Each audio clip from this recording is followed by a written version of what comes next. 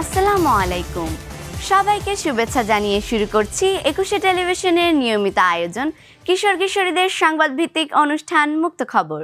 স্বাগত জানাচ্ছি আমি জান্নাতুল ফেরদৌস। মুক্ত খবর বাংলাদেশের প্রথম শিশু কিশোরদের একমাত্র সংবাদ ভিত্তিক সাপ্তাহিক অনুষ্ঠান।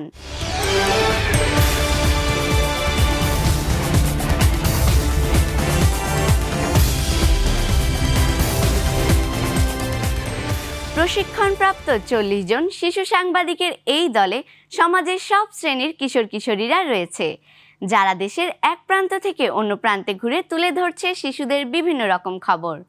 মুক্ত খবর অনুষ্ঠানের গবেষণা, সংবাদ তৈরি এবং সম্পাদনায় এরা অংশ নেয়। ২১শে টেলিভিশন একটি জাতীয় সম্প্রচার মাধ্যম হিসেবে কিশোর কিশোরীদের মত প্রকাশের অধিকার হিসেবে আধুনিক দৃষ্টিভঙ্গি গড়ে তোলায় বিশ্বাসী। প্রথমেই জানাবো খবর শিরোনাম। কমে যাচ্ছে খেলার মাঠ, হারিয়ে যাচ্ছে শৈশব। বাংলাদেশের স্যানিটেশনের বর্তমান চিত্র তুলে ধরা হলো টয়লেট কনফারেন্সে। দক্ষিণ এশিয়ার সর্ববৃহৎ গৌরশহীদ বড় মাঠ হকারদের দখলে, ভোগান্তি খেলোয়াড়দের। রংপুর শহরের ঐতিহ্যবাহী শ্যামাসুন্দরী খাল আবর্জনার ভাগাড়, বিভিন্ন রোগে আক্রান্ত শিশুরা।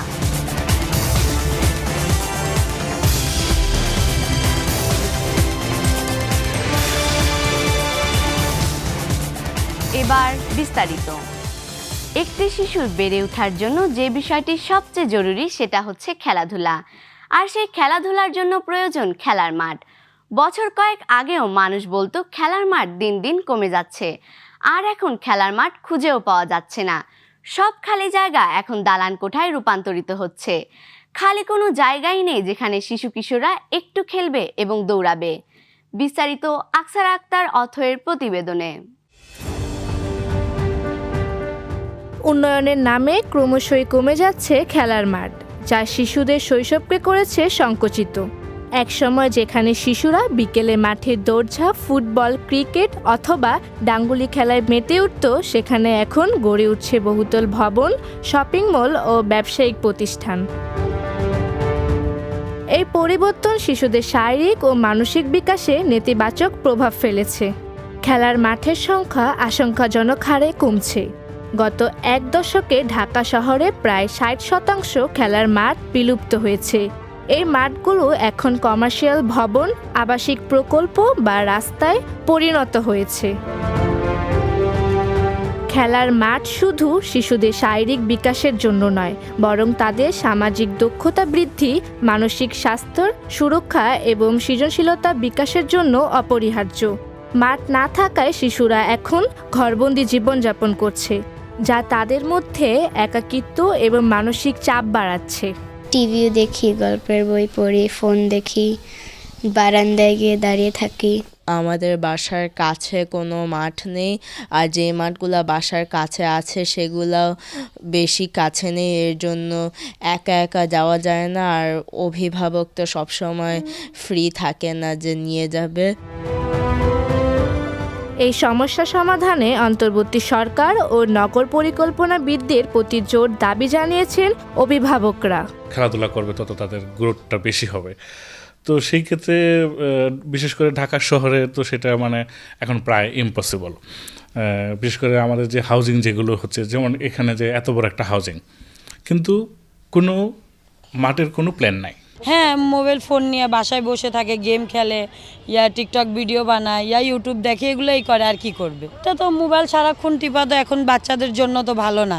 খেলাধুলাতে যদি ব্যস্ত থাকবে, শরীর হাতও ভালো থাকবে, তারা একটু সুস্থ থাকবে। আর মোবাইল টিপলে তো মানুষের চোখ সমস্যা হয়ে যায়। তারা বলেছেন, শহর উন্নয়নের পাশাপাশি শিশুদের জন্য পর্যাপ্ত খেলার জায়গা রাখা অত্যন্ত গুরুত্বপূর্ণ। এজন্য নতুন নগর পরিকল্পনায় খেলার মাঠ, পার্ক এবং শিশুদের জন্য উন্মুক্ত স্থান সংরক্ষণের পরামর্শ দিয়েছেন তারা। শিশুদের মনোসামাজিক বিকাশ শুধু যে খেলার মাঠের অভাবে ব্যাহত হচ্ছে তা না, আমরা বলবো যে পারিবারিক সংস্কৃতির একটা পরিবর্তন ঘটেছে। নগর জীবন তাদেরকে অনেকখানি গ্রাস করেছে।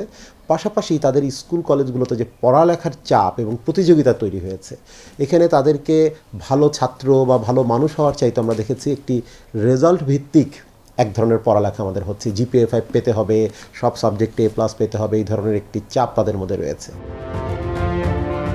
শিশুদের শৈশবকালীন বিকাশে খেলার মাঠ সংরক্ষণ ও নতুন জায়গা তৈরি করা এখন সময়ের দাবি। যদি এই সমস্যার সমাধান না হয় তবে শিশুদের শারীরিক ও মানসিক স্বাস্থ্য মারাত্মক হুমকির মুখে পড়বে।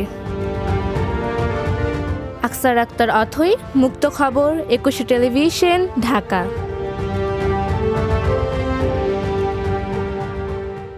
শিশুর সুস্বাস্থ্য ও রোগ প্রতিরোধ ক্ষমতা বিকাশের অন্যতম অপরিহার্য পূর্বশর্ত হিসেবে ধরা হয় স্বাস্থ্যকর পয়ঃনিষ্কাশন বা মৌলিক স্যানিটেশন ব্যবস্থাকে। দেশের প্রাথমিক বিদ্যালয়গুলোয় অধ্যয়নরত শিশুদের জন্য এখনও এই সুবিধা পুরোপুরি নিশ্চিত হয়নি। রাজধানীতে সম্প্রতি আন্তর্জাতিক টয়লেট কনফারেন্স 2025 শীর্ষক 2 দিনব্যাপী শৌচাগার সম্মেলন অনুষ্ঠিত হয়েছে। রিপোর্ট করছেন তাবাসসুম মালিহা মোহনা। বর্তমান বাংলাদেশ স্যানিটেশন খাতে উল্লেখযোগ্য অগ্রগতি অর্জন করেছে, তবে এখনও অনেক চ্যালেঞ্জ রয়ে গেছে। অপর্যাপ্ত স্যানিটেশন সুবিধার কারণে শিশুরা সবচেয়ে বেশি ক্ষতিগ্রস্ত হয়। নিরাপদ পয়ঃনিষ্কাশন ব্যবস্থা না থাকলে পানিবাহিত রোগের প্রাদুর্ভাব ঘটে, যা স্বাস্থ্যের জন্য মারাত্মক হুমকি সৃষ্টি করে। সবচেয়ে বড় কথা হলো যে ইয়াং চিলড্রেনদের সম্পৃক্ততার এখানে একটা বড় ব্যাপার রয়েছে, যে সবাই মিলে একত্রিতভাবে আসলে আমরা সেফলি ম্যানেজ স্যানিটেশন, যেখানে আমরা নিশ্চিত করতে পারবো। ঢাকার খোলা জলাশয়ে প্রতিদিন 230 টন মল বর্জ্য ঢাকার উন্মুক্ত জলাশয়ে জমা হয়। ঢাকা 25 ফেব্রুয়ারি 2025 ইউনিসেফ এবং ওয়াটার এইড SNV এবং ITN বুয়েটের সাথে ঢাকায় আয়োজিত আন্তর্জাতিক টয়লেট কনফারেন্স 2025-এ স্বাস্থ্যবিধির অগ্রগতির উপর জোর দিয়েছে। শিশুরা বাংলাদেশি উন্মুক্ত মলত্যাগ দূরীকরণে প্রশংসনীয় অগ্রগতি থেকে উপকৃত হয়েছে। আমাদের হাইজিন সেন্সটা একটু বাড়বে, আমরা বুঝবো কি একটু নোংরামি কি নোংরামি না, আমরা এটিগুলো বুঝে নিতে পারবো ভালো করে। Of course they won't have much of a hygiene sense, they'll put anything in their mouths and all. It's fine, it's actually their age, but I also think that they should at least have like a little bit. কিন্তু গত বছর আমরা সবাই দেখেছি ফেনীর ঐতিহাসিক বন্যা, অবকাঠামো ধ্বংস ইত্যাদির মতো কারণগুলোর জন্য শিশুদের এই অগ্রগতিগুলো কিভাবে ধ্বংস হতে পারে। বাংলাদেশ ইউনিসেফের প্রতিনিধি রানা ফ্লাওয়ার্স বলেছেন, শিশুদের একটি সুস্থ পরিবেশে বেড়ে ওঠার অধিকার রয়েছে এবং সঠিক স্যানিটেশনের অভাব তাদের সুস্থ ও নিরাপদে বেড়ে উঠতে বাধা দেয়। বাংলাদেশে স্যানিটেশনের বর্তমান অবস্থা কেমন এবং এটাকে কিভাবে ভালো করা যায় এবং সবার জন্য স্যানিটেশনের ব্যবস্থা কেমন হওয়া উচিত সেটার জন্য করণীয় কী এবং সমস্ত স্টেক হোল্ডার যারা আমরা জড়িত আছি আমাদের ভবিষ্যৎ পরিকল্পনা কি হতে পারে সেটা নিয়েই আমাদের এই কনফারেন্স। বরং এই কনফারেন্স থেকে যেই সমস্ত বিষয়বস্তু উঠে এসেছে সেগুলো নিয়ে আমরা যে সমস্ত স্টেক হোল্ডাররা একত্রিত হয়েছি তারা একসাথে বসে আমরা বাস্তবসম্মত কর্মপরিকল্পনা করার প্ল্যান করেছি। টয়লেট আমাদের যেটা দরকার সেটা পারিবারিকভাবে আমাদের টয়লেট দরকার, আমাদের প্রাতিষ্ঠানিকভাবে ভালো টয়লেট দরকার এবং এর ব্যবস্থাপনা দরকার এবং সেই সাথে পুরো সিস্টেম ইমপ্রুভমেন্ট করা দরকার, যেখানে আমাদের পলিসি বা রাষ্ট্রীয়ভাবে কিছু করণীয় আছে। এই তিনটে বিষয়কে মাথায় রেখে সামগ্রিকভাবে পরিকল্পনা করা দরকার এবং সেই পরিকল্পনাটা কিভাবে করা যায় সেটা নিয়েই আমরা সবাই বসবো। নারী ও শিশুসহ সকল প্রান্তিক মানুষের জন্য যথাযথ স্যানিটেশন নিশ্চিত করতে বাংলাদেশকে বেসরকারি খাতের অংশীদারিত্বে কাজ চালিয়ে যেতে হবে। আমাদের ভবিষ্যৎ পরিকল্পনা রয়েছে যে আমরা এই আরবান স্যানিটেশনের সাথে কি করে এটাকে রেজিলিয়েন্ট স্যানিটেশনের দিকে নিয়ে যাওয়া যায়, কারণ আমরা জানি যে বৈশ্বিকভাবে যে ক্লাইমেট চেঞ্জের পরিবর্তন আসছে, যে সমস্ত ডিজাস্টার বা দুর্যোগ প্রবণ এলাকা রয়েছে সে সমস্ত জায়গায় স্যানিটেশন সার্ভিসের সাথে এই দুর্যোগের ঝুঁকিকে আসলে অ্যাড্রেস করাটা অত্যন্ত জরুরি হয়ে দাঁড়াচ্ছে ক্রমশ। ওয়ার্ল্ড টয়লেট অর্গানাইজেশনের প্রতিষ্ঠাতা জ্যাক সিম বলেন, এই উদ্যোগ সবার জন্য স্যানিটেশন নিশ্চিতে বলিষ্ঠ ভূমিকা রাখবে।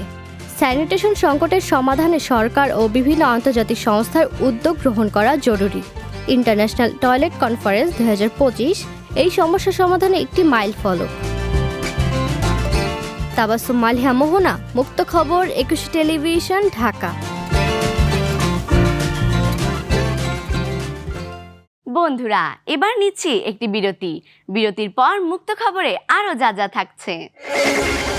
দক্ষিণ এশিয়ার সর্ববৃহৎ গৌরশহীদ বড় মাঠ হকারদের দখলে, ভোগান্তি খেলোয়াড়দের। রংপুর শহরের ঐতিহ্যবাহী শ্যামাসুন্দরী খাল আবর্জনার ভাগার, বিভিন্ন রোগে আক্রান্ত শিশুরা।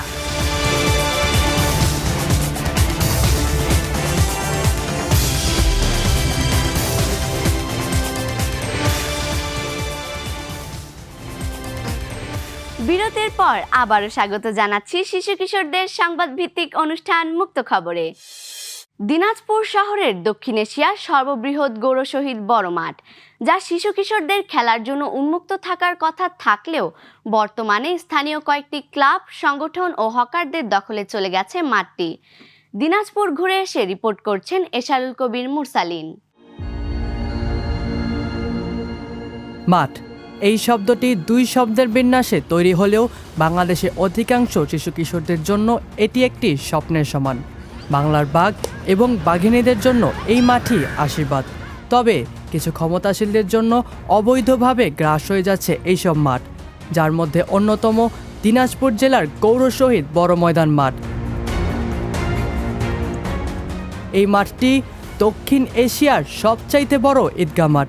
এই মাঠেই পরিচালিত হয়ে থাকে ফুটবল, ক্রিকেট সহ আরও অনেক জনপ্রিয় খেলা। বিশেষ করে জেলাভিত্তিক ফুটবল খেলা এই মাঠেই অনুষ্ঠিত হয়, যেখানে মেয়েদের অংশগ্রহণও উল্লেখযোগ্য। গৌর শহীদ মাঠ আজ দখলদারিত্বর প্রধান কেন্দ্র। শহরের একমাত্র খেলার মাঠ এবং পর্যটনীয় কেন্দ্র হওয়াতে বাতাসের মতো দখল হয়ে যাচ্ছে মাঠের আশপাশের জমি। বিভিন্ন রাজনৈতিক সংগঠনের নামে বসছে নতুন নতুন হকার, ফুটপাত মার্কেট, যার ফলে অসুবিধায় পড়তে হচ্ছে বিভিন্ন ক্রীড়া প্রতিষ্ঠানে অংশগ্রহণকারী খেলোয়াড়দের। আমাদের মাঠে ম্যাচ চলাকালীন অনেকজন আশেপাশে যাওয়া আসা করে, ওদের লেগে যেতে পারে, এই জন্য আমরা ভয়ে ভয়ে খেলি। দোকানপাটগুলো বন্ধ করা উচিত আমাদের মধ্যে, তো এটা সম্পূর্ণ খেলার জায়গা করা হোক, তাহলে ভালো হয়। আমরা যাচ্ছি দোকানপাট আর না থাকুক এখানে, এটাই আমাদের লাস্ট চাওয়া। আর আবর্জনা এগুলা থেকে বাঁচার জন্য দোকানপাটগুলো যে আমাদের এখান থেকে উঠে যায় তাহলে অনেক ভালো হবে। মহিলা ফুটবল খেলোয়াড়দের জন্য নেই কোনো পোশাক পরিবর্তনের ব্যবস্থা। এর জন্য মেয়ে খেলোয়াড়রা খেলতে আসতে পারছেন না। বিভিন্ন সময় খেলতে আসলে তাদের উদ্দেশ্য করে উত্তপ্ত করা হয়, যার ফলে নিয়মিত অনুশীলন থেকে বিচ্ছিন্ন হয়ে পড়ছেন তারা। আর কি ড্রেস চেঞ্জ করার মতো তো অবস্থা অবশ্যই একটা পাবলিক মাঠে তো সম্ভব না। আর যদি আমরা যে খেলি, বিভিন্ন দোকানে বিভিন্ন মানুষ কিন্তু বসে থাকে, অবশ্যই কিন্তু কোন নজরে তাকায়। এটা কিন্তু অবশ্যই সরকারের দেখা উচিত, যেন এমন একটা নির্দিষ্ট একটা স্থান থাকে যে না, মেয়েরা প্র্যাকটিস করতেছে, ওই সময় এখানে না কোনো গাড়ি ঘোড়া যাবে আর না কোনো দোকানপাট থাকবে। অনেক ধরনের তো মেয়ে থাকতেই পারে, খেলাধুলার জন্য তো তার নিজস্ব কাপড় চেঞ্জ করার জন্য বা আমাদের রেডি হওয়ার জন্য তো একটা রুম থাকা দরকার। সেই রুমটা তো আমাদের বড় মাঠ, আমাদের যে প্র্যাকটিস করব, শেষ করব, শুরু করব, তখন তো আমরা রেডি হতে পারি না ঠিক মতো। সরকারের কাছে যেটা চাই, আমরা যেহেতু মেয়ে মানুষ, তার মধ্যে সেই ফুটবল খেলতে, তো আমাদেরকে যেন একটা ড্রেস চেঞ্জ করার জন্য যেন আলাদাভাবে আমাদেরকে যেন একটা রুম করে দেয়। মাঠের চারপাশে সিগারেট খেলে বা সিগারেট বেচাকেনা করলে নগদ অর্থ জরিমানার ব্যবস্থা থাকলেও মাঠের আশপাশে চলছে প্রকাশ্য মাদক সেবন। শুধু তাই নয়, নামধারী কিছু ক্রীড়া প্রতিষ্ঠান গৌর শহীদ মাঠের চারপাশে বাঁশের বেষ্টনী দিয়ে মাঠের অনেক অংশ দখল করে রেখেছে। মাঠের পাশে জেলা প্রশাসকের বাংলো থাকা সত্ত্বেও জেলা প্রশাসকের নাকের ডগার সামনে হকাররা মাঠের অনেক অংশ দখল করে সারি সারি দোকান বসিয়ে রেখেছে। মাঠ দখলকৃত দোকানদারদের সাথে কথা বললে তারা জানান, ডিসি এটাও বলছে যে উনি এই শহরটা দেখার পরে কোনো এক জায়গায় করে আমাদেরকে বসাবে। দেখা গেলো না কোনো কলেজ, কোনো হাসপাতাল, কোনো মনে করেন মসজিদ, এর পাশাপাশি যদি কোনো জায়গা থাকে স্থায়ীভাবে, ওই জায়গাগুলোতে আমাদেরকে বসানোর কথা বলছে। মাঠটি এইভাবে দখল প্রথা চলতে থাকলে কিছুদিনের মধ্যেই এই বড় মাঠ হয়ে পড়বে অবৈধ দুষ্ট মানুষদের স্বর্গরাজ্য। বিভিন্ন ক্রীড়াপ্রেমীদের এখন একটাই দাবি, অবৈধ দোকান মালিক ও মাঠ দখলদারদের চিহ্নিত করে তাদের আইনের আওতায় এনে মাঠ দখলমুক্ত করা হোক। এশারুল কবির মুরসালিন, মুক্ত খবর, 21 টেলিভিশন, দিনাজপুর। বন্ধুরা, আবারও নিচ্ছি একটি বিরতির পর মুক্ত খবর অনুষ্ঠানে আরও যা থাকছে।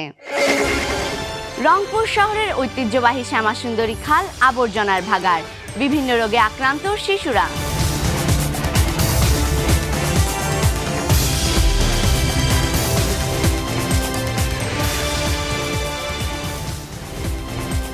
বিরতির পর আবারও স্বাগত জানাচ্ছি শিশু কিশোরদের সংবাদ ভিত্তিক অনুষ্ঠান মুক্ত খবরে।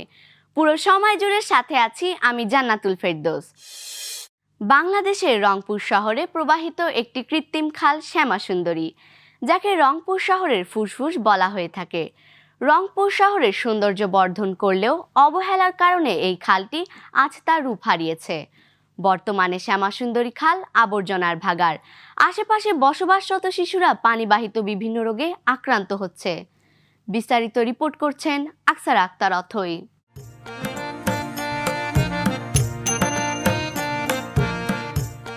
শ্যামাসুন্দরী খাল রংপুর শহরের মধ্য দিয়ে বয়ে যাওয়া একমাত্র খাল। এর দৈর্ঘ্য 16 কিলোমিটার, গভীরতা 40 ফুটেরও বেশি ছিল। এই খালটি 1890 সালে খনন করা হয়। শ্যামাসুন্দরী খালের অতীত ছিল গৌরবময়, আর পানি ছিল স্বচ্ছ। রংপুর শহরের মাছ দিয়ে একটা খাল প্রবাহিত হয়েছে, সেটা হলো শ্যামাসুন্দরী খাল। যে খাল আপনার হচ্ছে অপরিষ্কার, নোংরা, একটু পানি হলে পানিতে ডুবে যায়। রংপুর শহরের জলাবদ্ধতা দূরীকরণে গুরুত্বপূর্ণ ভূমিকা পালন করত শ্যামাসুন্দরী খাল। সব নদীর পানি যেমন বঙ্গোপসাগরে মেশে, তেমনি রংপুর নগরীর পানি বুকে নেওয়ার দায়িত্ব নিয়েছিল শ্যামাসুন্দরী খাল। এই শ্যামাসুন্দরী খালের পাশেই আমাদের বাসা। এখানে শ্যামাসুন্দরী খালটি অব্যবস্থাপনার কারণে মশা থেকে আরম্ভ করে আমরা এখানে থাকতে পারি না এবং গন্ধ ছড়াচ্ছে, যেটা স্বাস্থ্যসম্মত নয়। কিন্তু শহরে কয়েক ঘন্টা বৃষ্টি হলেই বিভিন্ন জায়গায় জলাবদ্ধতা দেখা যায়। জলাবদ্ধতার কারণে শহরের বেশিরভাগ শিক্ষার্থীর স্কুলে যেতে সমস্যায় পড়তে হয়। এই খালে অনেক বাসিন্দা, হাজার হাজার মানুষ এই এলাকায় বাস করে, আমরা বাস করি যারা।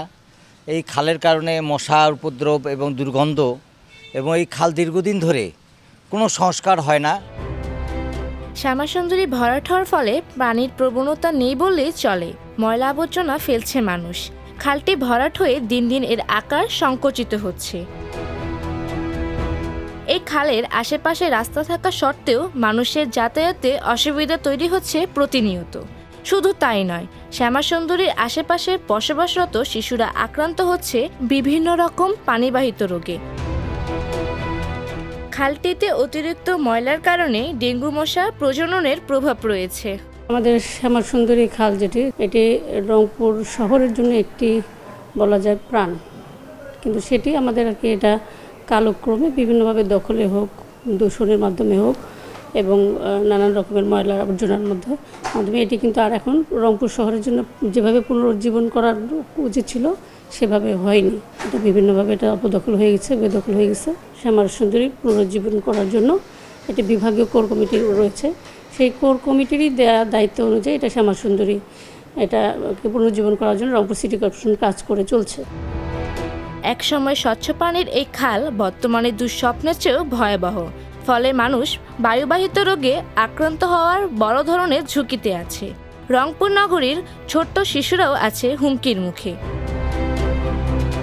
শ্যামাসুন্দরী খালটির পাশে থাকা সুন্দরী নামটি আজ বড্ড বেমানান। সবার মতো শ্যামাও চায় বেঁচে থাকতে। রংপুর নগরীর গোটা পানির দায়িত্ব সে নিতে চায়। তার দায়িত্ব পালনে আমরা কি সবাই হাত বাড়িয়ে দিতে প্রস্তুত? তাই এলাকাবাসীদের সরকারের কাছে একটিমাত্র দাবি, এই খালটি অতি দ্রুত সম্ভব সংস্কার করা হোক। আকসার আক্তার অথই, মুক্ত খবর, 21 টেলিভিশন, রংপুর। শিশু কিশোরদের সংবাদভিত্তিক অনুষ্ঠান মুক্ত খবর কেমন লাগলো?